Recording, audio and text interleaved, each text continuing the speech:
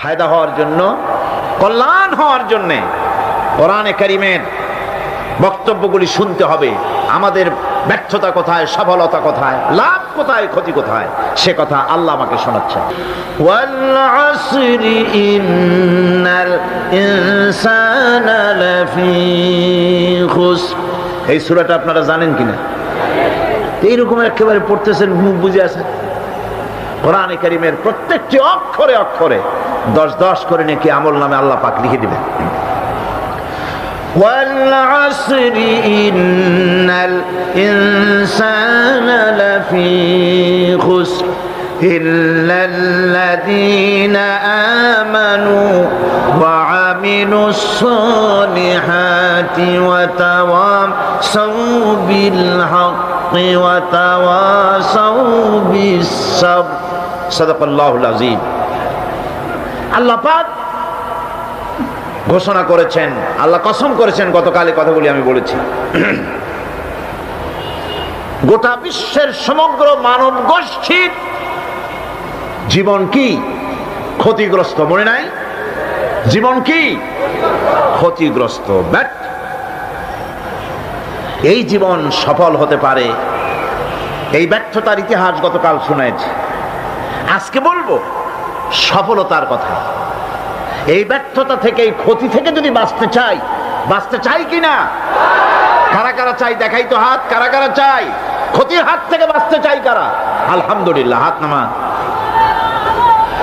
ক্ষতির হাত থেকে যারা বাঁচতে চান, আল্লাহ রাব্বুল আলামিন তাদের জন্য ফর্মুলা পেশ করেছেন, ইল্লাল্লাযীনা আমানু ওয়া আমিলুস সালিহাতি ওয়া তাওয়াসাউ বিল হাক্কি ওয়া তাওয়াসাউ বিস সাবর। আল্লাহ পাক বলেন 4টি কাজ করলে জীবন সফল হয়ে যাবে। কয়টা কাজ? 4টা কাজ করলে জীবনটা সফল হয়ে যাবে। 1 নম্বরে ঈমান। 1 নম্বরে কি? ঈমান। এটাই হচ্ছে ফাউন্ডেশন। ক্ষতি থেকে বাঁচার জন্য প্রথম যে গুণটি, সেটির নাম হচ্ছে ঈমান। ইসলামে ঈমানের স্থান সর্বপ্রথম, তারপরে হচ্ছে ইসলাম। ঈমান আগে, তারপরে কি? ইসলাম। ইসলাম হচ্ছে বীজ, ঈমান হচ্ছে বীজ, আর ইসলাম হচ্ছে চারা, গাছ। এটা হচ্ছে ভিত্তি। এই ভিত্তিকে সর্বপ্রথম মজবুত করতে হবে, ঈমানের ভিত্তি। ঈমানের ভিত্তি দুনিয়ায় ঈমানের আহ্বান জানাবার জন্যই আল্লাহ রাব্বুল আলামিন সমস্ত নবী এবং রাসূলদেরকে পৃথিবীতে পাঠিয়েছেন ঈমানের আহ্বানের জন্য। দুনিয়ার সমস্ত নবীদের দাওয়াত ছিল ঈমানের দাওয়াত। কিসের দাওয়াত? এই ঈমানের দাবিটা আসছে, দাওয়াতটা এসেছে আল্লাহর কাছ থেকে। কার কাছ থেকে? দেখুন, পৃথিবীর ভিতরে কোন নবীদের কথার সাথে আরেকজন নবীর কথার কোনো বৈপরীত্য হয় নাই। সমস্ত নবীদের কথা একরকম ছিল। কয় রকম? একজন নবীর সঙ্গে তার বক্তব্যের সাথে আরেকজন নবীর বক্তব্যের কোনো গুণগত মৌলিক কোনো পার্থক্য ঘটে নাই, অসঙ্গতি হয় নাই। কারণ নবীরা, আম্বিয়া আলাইহিমুস সালাম, নিজেরা বানিয়ে কথা রচনা করে তারা মানুষের সামনে পেশ করে নাই। সমস্ত নবীদের কাছে যত দাওয়াত এসেছে, একটা অফিস থেকে এসেছে। সে অফিসটা হচ্ছে কার? আল্লাহ রাব্বুল আলামিনের। তাই দুনিয়ার সমস্ত পয়গম্বরদের দাওয়াত ছিল না ইলাহা ইল্লাল্লাহ, লা ইলাহা ইল্লাল্লাহ, লা ইলাহা, লা ইলাহা ইল্লাল্লাহু মুহাম্মাদুর রাসূলুল্লাহ। এটাই ছিল সমস্ত নবীদের দাওয়াত। কোরআনে কারীম তার ধারক এবং বাহক সম্পর্কে বলে যে তিনি যে দাওয়াত দিয়েছেন, সে দাওয়াতটা হলো ঈমানের দাওয়াত। আমাদের নবী তিনি এসে যে দাওয়াত দিয়েছেন, সে দাওয়াতটা কিসের? কোরআনে কারীম বলছি, ربنا إننا سمعنا مناديا ينادي হে আমাদের রব, নিশ্চয়ই আমরা এমন একজন আহ্বায়কের আহ্বান শুনেছি যিনি আমাদেরকে ঈমানের দাওয়াত দিয়েছেন। এমন কোন পয়গম্বর নাই দুনিয়ায় যিনি ঈমানের দাওয়াত দেন নাই। সকলেই ঈমানের দাওয়াত মানুষের সামনে, বিশ্ববাসীর সামনে পেশ করেছেন। কোরআনে হাকিম স্পষ্ট একটা সীমারেখা দুনিয়ার মানুষের সামনে পেশ করে পৃথিবীর মানুষগুলিকে দুটি শ্রেণীতে বিভক্ত করে দিয়েছে। একটি হচ্ছে ঈমান পোষণকারী, আরেকটি হচ্ছে অবিশ্বাসী। একটা ঈমান পোষণকারী আর একটা অবিশ্বাসী।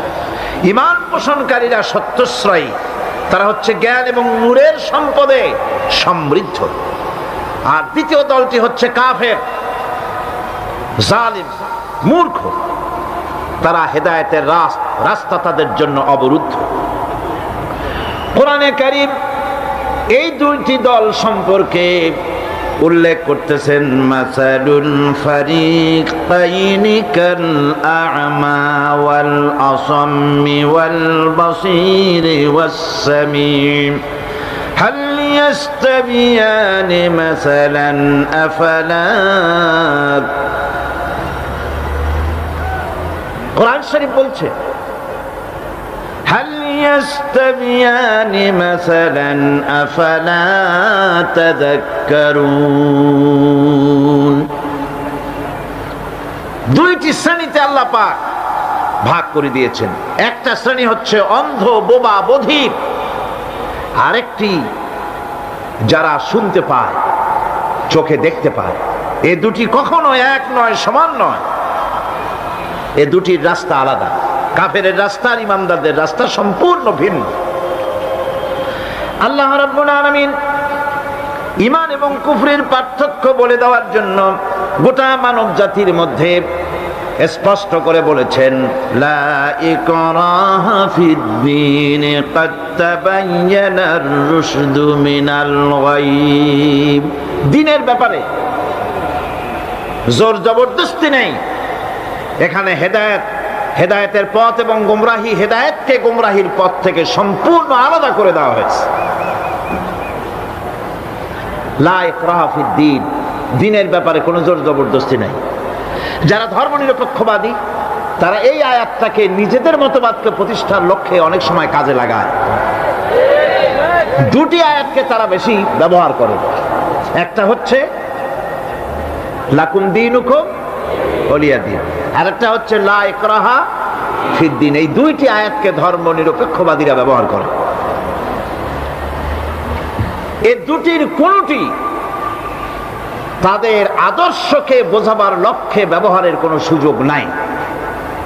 লা ইকরাহা ফিদ-দীন, ধর্মের ব্যাপারে কোনো বাড়াবাড়ি নাই, জোর জবরদস্তি নাই।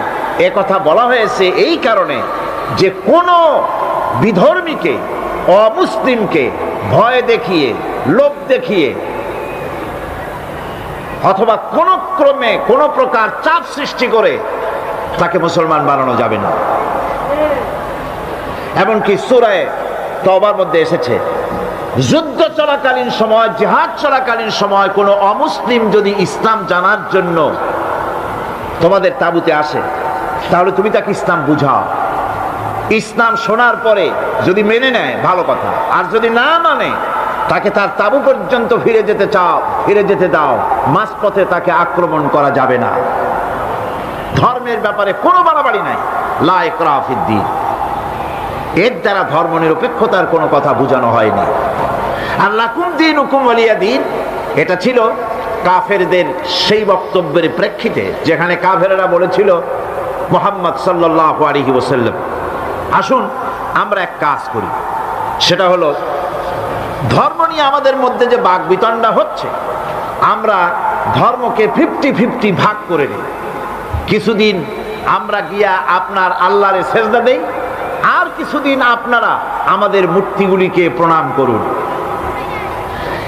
এই প্রস্তাব যখন রাখল, আল্লাহ রাব্বুল আলামিন সূরা কাফিরুন অবতীর্ণ করে দিলেন, কুল ইয়া আইয়ুহাল কাফিরুন লা আ'বুদু মা তা'বুদুন। হে কাফেরেরা, হে অবিশ্বাসীরা, নবী আপনি বলুন, হে অবিশ্বাসীরা, তোমরা যার ইবাদত করো আমরা তার ইবাদত করি না, আবার আমরা যার ইবাদত করি তোমরাও তার ইবাদত করো না। সুতরাং লাকুম দীনুকুম ওয়ালিয়া দীন, সুতরাং তোমাদের দিন তোমাদের জন্য, আমাদের দিন আমাদের জন্য। এখানে নিরপেক্ষতার কথা বলা হয় না, এখানে পক্ষের কথা বলা হয়েছে। কিসের পক্ষ? ধর্মের পক্ষ। কিসের পক্ষ? হিন্দু, খ্রিস্টান, বৌদ্ধ, তোমরা তোমাদের ধর্মের পক্ষে থাকো। মুসলমান, তোমরা তোমাদের ধর্মের পক্ষে থাকো। ধর্মের ব্যাপারে নিরপেক্ষ হওয়ার কোনো সুযোগ নাই। আছে নাকি সুযোগ? আমি পার্লামেন্টে বলেছি এই কথা, যে একটা ধর্মের উপরে বিশ্বাস করে নিজেকে একটা ধর্মের পক্ষের ব্যক্তি হিসাবে ঘোষণা করে কেউ বলছে, দাবি করছে আমি হিন্দু, কেউ বলছে আমি বৌদ্ধ, কেউ বলছে আমি খ্রিস্টান, কেউ বলছে আমি মুসলমান, নিজেকে একটা ধর্মের বিশ্বাসী ঘোষণা করার পর আমি ধর্মনিরপেক্ষ, এই কথাটা মিথ্যা, বানোয়াট, জালিয়াতি, প্রতারণা, মুনাফিক। কোন ধর্মের অনুসারী ব্যক্তি ধর্মনিরপেক্ষ হতে পারে না। কেবলমাত্র নাস্তিক, যারা আল্লাহরে মানে না, আল্লাহকে স্বীকার করে না, ওরা বলতে পারে আমরা ধর্মনিরপেক্ষ, ধর্মের ব্যাপারে আমরা নিরপেক্ষ, গুলো মানি না, বিশ্বাস করি না। কিন্তু যারা ধর্মে মানে, সেদের যে ধর্মেরই হোক না কেন, সে ব্যক্তি ধর্মনিরপেক্ষ যদি দাবি করে, এটা মিথ্যে কথা, এটা মুনাফিকি ছাড়া আর কিছু হতে পারে না। মুসলমানকে, যে কোনো জাতিকে যে ধর্মে আছে ধর্মের পক্ষে থাকার কথাই বলা হয়েছে। এখন আমি বলতেছিলাম ইমানের কথা। ইমান আগে আনতে হবে। ইমান সম্পর্কে আল্লাহ রাব্বুল আলামিন বলতেছেন, ইমান হলো আগে, তারপরে ইসলাম। আবার ইমান আনার আগে আবার কুফরি একটা শব্দ আছে, সেটা হলো ফামান ইয়াকফুর বিত্তাগুতি ওয়া ইউমিন বিল্লাহি ফাকাদ ইসতামসাকা বিল উরওয়াতিল উসকা লা ইনফিসামা লাহা ওয়াল্লাহু সামিউন আলীম। ফামান ইয়াকফুর বিত্তাগুত, যে ব্যক্তি তাগুতকে অস্বীকার করেছে, সর্বপ্রথম তাগুতকে অস্বীকার করতে হবে। ওয়া ইউমিন বিল্লাহ, আর এরপরে আল্লাহর উপরে যে ঈমান আনলো, ফাকাদ ইসতামসাকা বিল উরওয়াতিল উসকা, সেমন এক শক্ত অবলম্বন ধারণ করলো যা তাকে কোনো কিছুই বিচ্ছিন্ন করবে না, ধ্বংস করে দেবে না। সুবহানাল্লাহ। এখন সত্যিকারের ঈমানদারের পরিচয়টা কি? কোরআনে কারীম সত্যিকারের ঈমানদারের পরিচয় এভাবে পেশ করতেছে, ইন্নামাল মুমিনুনা আল্লাযীনা আমানু বিল্লাহি ওয়া রাসূলিহি সুম্মা লাম ইয়ারতাবু ওয়াজাহিদু বিআমওয়ালিহিম ওয়া আনফুসিহিম ফি সাবিলিল্লাহ উলাইকা হুমুস সাদিকুন। ঈমানের দাবিতে সত্যবাদী কারা? ইন্নামাল মুমিনুনা আল্লাযীনা আমানু বিল্লাহি ওয়া রাসূলিহি, সত্যিকারের মুমিন তো তারা যারা নাকি ঈমান এনেছে আল্লাহর উপর এবং রাসূলের উপরে। এই ঈমান আনার পর সুম্মা লাম ইয়ারতাবু, এরপরে কোন সন্দেহে সে নিপতিত হয় নাই, কোন সন্দেহ তার মনের মধ্যে জায়গা পায় নাই, আর সে আল্লাহর রাস্তায় জিহাদ করেছে মাল দিয়ে, জান দিয়ে। উলাইকা হুমুস সাদিকুন, এরাই হলো ঈমানের দাবিতে সত্যবাদী। সুম্মা লাম ইয়ারতাবু, অথবা এক বিন্দু সন্দেহ মনের মধ্যে জায়গা দেয় নাই। অর্থাৎ ঈমান আনছি কার উপরে? আল্লাহর উপরে। কার উপরে? আর তার রাসূলের উপরে। আল্লাহ এবং রাসূলের উপরে ঈমান আনার পর যারা আল্লাহ এবং রাসূলের বিধান জীবনের সকল ক্ষেত্রে মানতে পারে নাই, তারাই সন্দেহে নিপতিত হয়েছে। কথা বুঝতে পেরেছেন? তাদের সন্দেহ এই কোরআন মানুষের জীবন, তার সম্পদ, তার রাজনীতি, তার অর্থনীতি পরিচালনা করতে পারে না। সেই জন্য ধর্মের ব্যাপারে কোরআন মানি, ধর্মের ব্যাপারে নামাজ আর রোজা মানি, কিন্তু রাজনীতিতে ধর্ম মানি না। এটাই হলো সন্দেহ। এটাই কি সন্দেহ, অবিশ্বাস। জীবনকে তারা দুইটা ভাগ করেছে, এক ভাগ রাজনীতির জন্য আর এক ভাগ কিসের জন্য? ধর্মের জন্য। জীবনকে এভাবে দুইটা ভাগ করার কোন অধিকার দেওয়া হয় নাই। যারাই মুখে উচ্চারণ করেছে লা ইলাহা ইল্লাল্লাহু মুহাম্মাদুর রাসূলুল্লাহ, জোরে সোরে পড়েন লা ইলাহা ইল্লাল্লাহু মুহাম্মাদুর রাসূলুল্লাহ। যারা জীবনকে, যারা নাকি ঈমান এনেছে, কালেমা বিশ্বাস করেছে, আল্লাহ এবং রাসূলের প্রতি ঈমান এনেছে, জীবনকে দুইটা ভাগ করার কোনো অধিকার নাই। যার কথা মতো নামাজ পড়ব, তার কথা মতোই রাজনীতি করব। যার কথা মতো হজ করব, যাকাত দিব, তার কথা মতো পার্লামেন্ট চালাবো। যার কথা মতো হজ করব, যাকাত দিব, সেজদা দিব, তার কথা মতোই বঙ্গভবন আর সেক্রেটারিয়েট চালাবো। যাকে মানি, যে আল্লাহরে সেজদা করি সারা জীবন, যে রাসূলকে মানি আমার নেতা হিসাবে, রাসূল হিসাবে, সে আল্লাহ এবং রাসূলের হুকুম অনুযায়ী আমার কোর্ট কাছারি, আদালত, শিক্ষাঙ্গন চালাবো। এটা যদি চালাই তবে আমি মুমিন, আর যদি না চালাই, সন্দেহে যদি নিপতিত হয়ে যায় যে কোরআন থাকবে মসজিদে, আমার পার্লামেন্টে কোরআন ঢুকতে পারবে না। কোরআন পার্লামেন্ট শুরু হওয়ার সময় একবার তেলাওয়াত হবে, কিন্তু তা আমল করা হবে না। অনুষ্ঠানগুলি শুরু হবে কোরআন দিয়ে, কিন্তু তা আমল করা হবে না। কোরআন তেলাওয়াত করে ব্যবসা প্রতিষ্ঠান উদ্বোধন করা হচ্ছে, কিন্তু সুদের টাকা দিয়ে ব্যবসা প্রতিষ্ঠান বানানো হলো। বিবাহ পড়ানো হচ্ছে কোরআনের আয়াত দিয়ে, কিন্তু যৌতুক গ্রহণ করা হারাম, সেই যৌতুক দিয়ে বিয়ে উদ্বোধন করা হলো। এমনি সকল ক্ষেত্রে নাফরমানি করে যে ঈমানের দাবি করলো, এই ঈমান ঈমান নয়, এর নাম মুনাফিকি। এই মুনাফিকি থেকে বাঁচতে হবে। সন্দেহের দানা বাঁধলে চলবে না, বিশ্বাস করতে হবে আমার কোরআনের নাম সংবিধান, এই কোরআন দিয়ে পার্লামেন্ট চলবে। চলবে না? চলবে না? চলবে। আমি এর যাবৎকালীন যত বক্তব্য রেখেছি পার্লামেন্টে, আমার অধিকাংশ বক্তব্য আমি কোরআন দিয়ে, হাদিস দিয়ে বলেছি, আলহামদুলিল্লাহ। চাই সে শিল্পনীতি, বিদ্যুৎ নীতি, অর্থনীতি, বাজেট, শিক্ষানীতি, আইন শৃঙ্খলা পরিস্থিতি, সবটা কোরআন হাদিস দিয়ে আমি আলোচনা করার চেষ্টা করেছি, আলহামদুলিল্লাহ। ঈমানের কথা বলছি। ঈমান দুই প্রকার। এক প্রকার হলো ধর্মীয় ঈমান, আর এক প্রকার হলো পার্থিব ঈমান। ধর্মীয় ঈমান মানে হচ্ছে আল্লাহ পাকের উপরে বিশ্বাস, পরকালে বিশ্বাস, কিতাবে বিশ্বাস, নবীতে বিশ্বাস, আর আখেরাতে জবাবদেহিমূলক ঈমান, যা দিয়ে মানুষ নিজের চরিত্র গঠন করে, এটা হলো ধর্মীয় ঈমান। আর একটা হলো পার্থিব ঈমান। ধর্মীয় ঈমান হচ্ছে, পার্থিব ঈমান হচ্ছে যেখানে কোনো চরিত্র নাই, দিন নাই, ঈমান নাই, পরকালে জবাবদিহির কোনো চিন্তা নাই, এটা হলো পার্থিব ঈমান। ধর্মীয় ঈমানে লোকেরা আল্লাহ এবং রাসূলকে বিশ্বাস করে, আর পার্থিব ঈমানে, ধর্মীয় ঈমানে আল্লাহ হচ্ছেন একজন। কয়জন?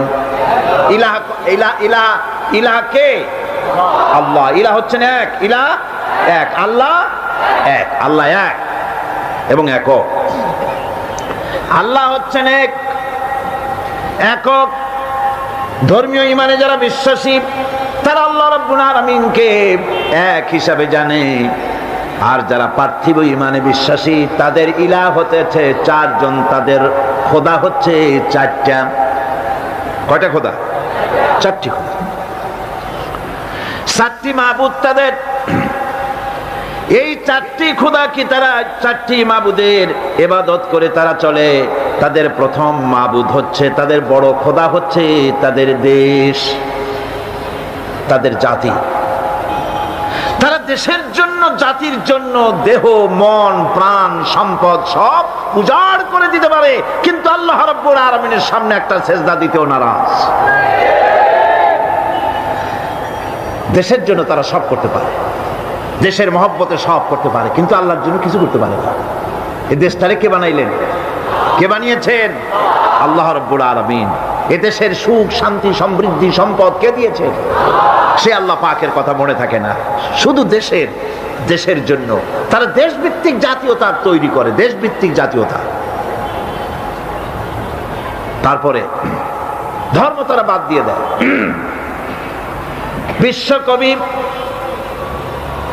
ডক্টর আল্লামা ইকবাল রহমাতুল্লাহ আলাইহি তিনি সুন্দর করে বলেছেন, কম মজহব সে হ্যায় মজহব জো নহি তুম ভি নহি,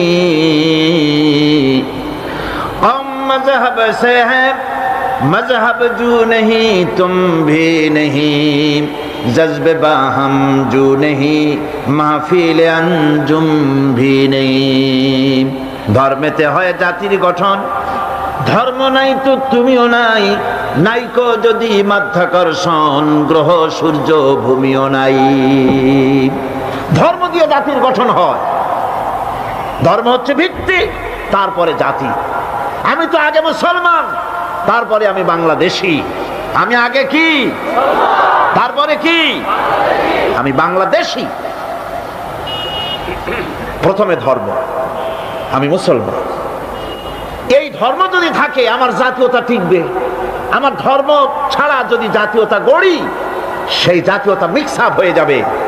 সেখানে আমার স্বাতন্ত্র্য, আমার অস্তিত্ব, আমার স্বকীয়তা বজায় থাকবে না। যেমন মাধ্যাকর্ষণ, ল অফ গ্র্যাভিটেশন আছে বলে চন্দ্র সূর্য গ্রহ নক্ষত্র সব টিকে আছে, ঠিক কিনা? মাধ্যাকর্ষণ যদি না থাকে, গ্রহ উপগ্রহ নক্ষত্র সৌররাজি solar system, whole solar system, galaxy, milky way, পৃথিবী, যা কিছু আল্লাহ সৃষ্টি করেছেন সব ধ্বংসস্তূপে পরিণত হয়ে যাবে। আল্লাহ পাক এটাকে মাধ্যাকর্ষণ শক্তির মাধ্যমে এটাকে টিকায় রেখেছেন। এটা আল্লাহর কুদরত।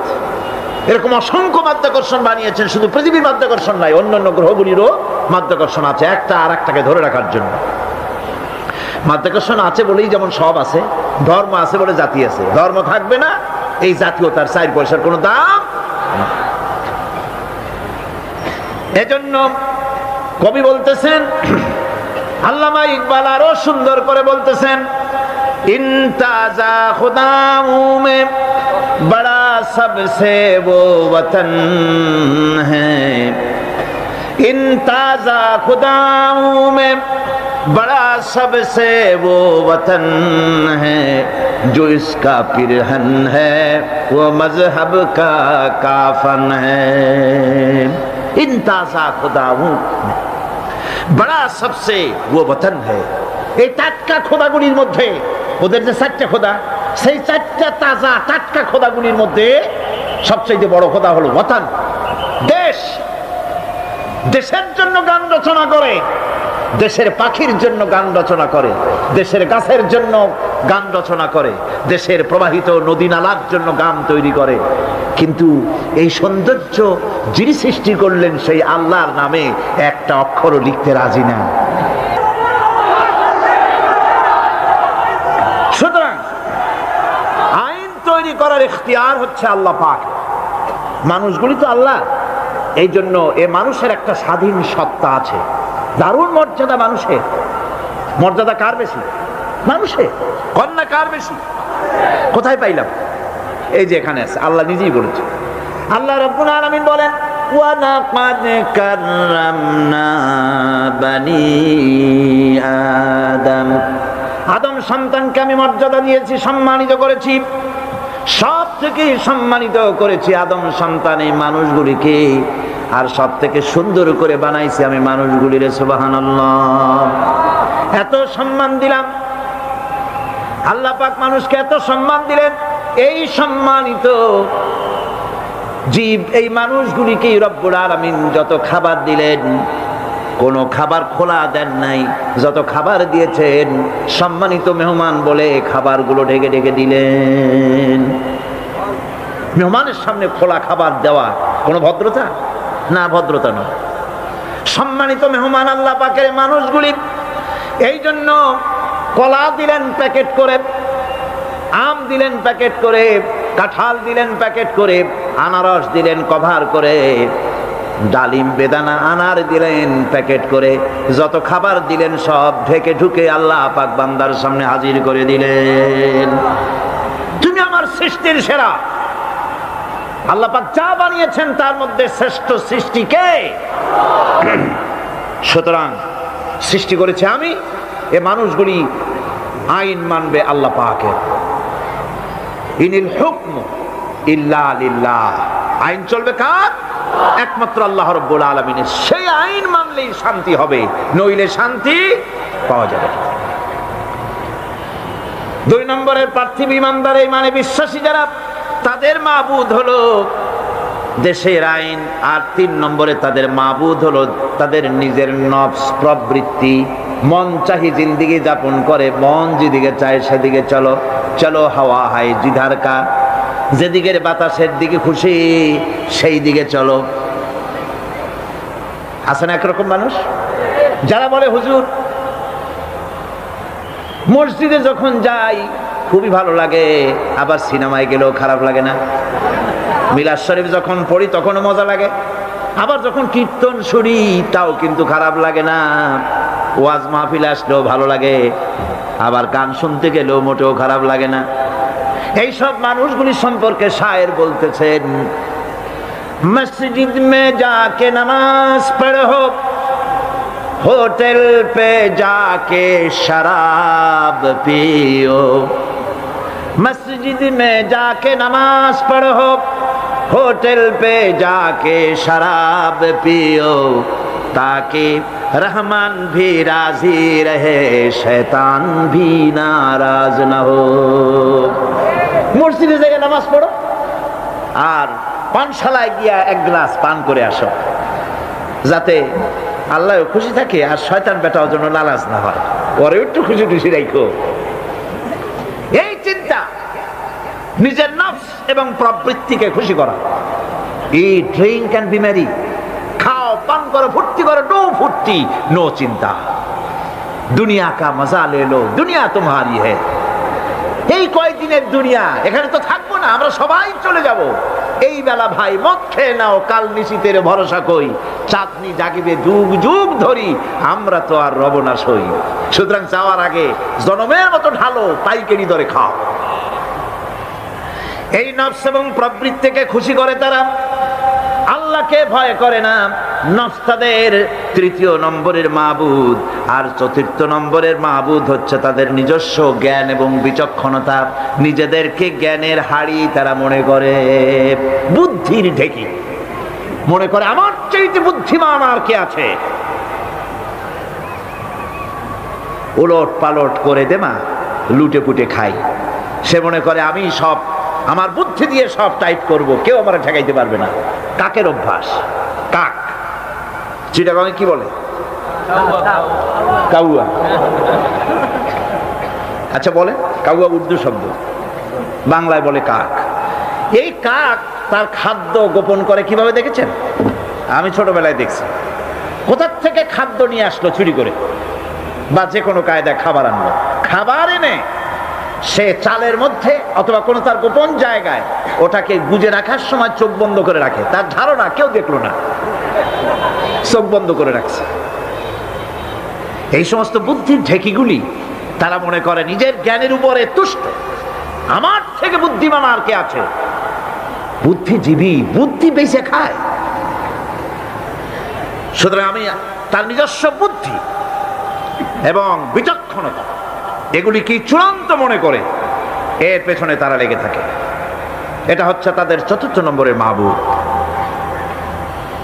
এখানে সত্য এবং সততার কোনো বালাই নাই, এখানে ন্যায় বিচার এবং ন্যায় নিষ্ঠা পরোপকারিতার কোনো বালাই নাই।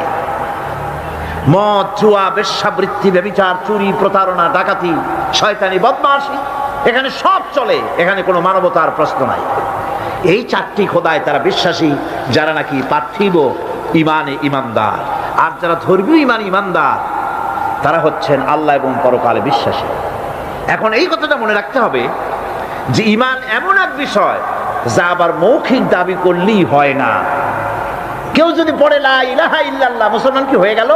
বুখারী শরীফের হাদিসে এসেছে, আল্লাহ পাকের কিছু কিছু ফেরেশতারা তারা শুধু রাস্তায় রাস্তায় ঘোরে, গ্রামে গঞ্জে ঘোরে, তাদের কাজই হলো ঘোরা। ঘুরতে ঘুরতে যখন তারা দেখেন কোন জায়গায় কিছু লোক বসে গেছে এবং আল্লাহ পাকের জিকির করছে, আল্লাহর কোরআনের আলোচনা করছে, তখন এক ফেরেশতা আর এক ফেরেশতাকে ডেকে বলে, তোমরা যে কারণে ঘুরছো আসো। সেই লোকগুলি পেয়ে গেছে। ফেরেশতারা মাহফিলের চতুর্দিকে দাঁড়ায় যায়, গায়ে গায়ে মিশে, হাত্তাকে পৃথিবীর মাটি থেকে আকাশ পর্যন্ত আল্লাহর রহমতের বৃষ্টি অবতীর্ণ হতে থাকে সেখানে। আল্লাহ পাক সবকিছু জানা সত্ত্বেও ওই ফেরেশতাদেরকে প্রশ্ন করেন, ফেরেশতারা এই লোকগুলি এখানে বসে আছে কেন, তারা কি বলছে? ফেরেশতারা বলে, রব্বুল আলামিন তোমারই বান্দাগুলি তোমার বিরাটত্ব, তোমার মহানত্ব বর্ণনা করছে, তোমার পবিত্রতা ঘোষণা করছে, তোমার শুকরিয়া আদায় করতেছে, জিকির আজগার করতেছে। আল্লাহ পাক প্রশ্ন করেন, ও ফেরেশতারা তারা কি আমাকে দেখেছে নাকি? ফেরেশতারা জবাব দেন, না রব্বুল আলামিন তোমাকে তারা দেখে নাই। আল্লাহ পাক বলেন, যদি আমারে তারা দেখতো তাহলে কি হতো? ফেরেশতারা বলেন, রব্বুল আলামিন তোমার বান্দাগুলি তোমাকে পাওয়ার জন্য আরো বেশি জিকির করত, আরো বেশি ফিকির করত, আরো বেশি প্রশংসা করত, আরো বেশি তাসবিহ পড়তো।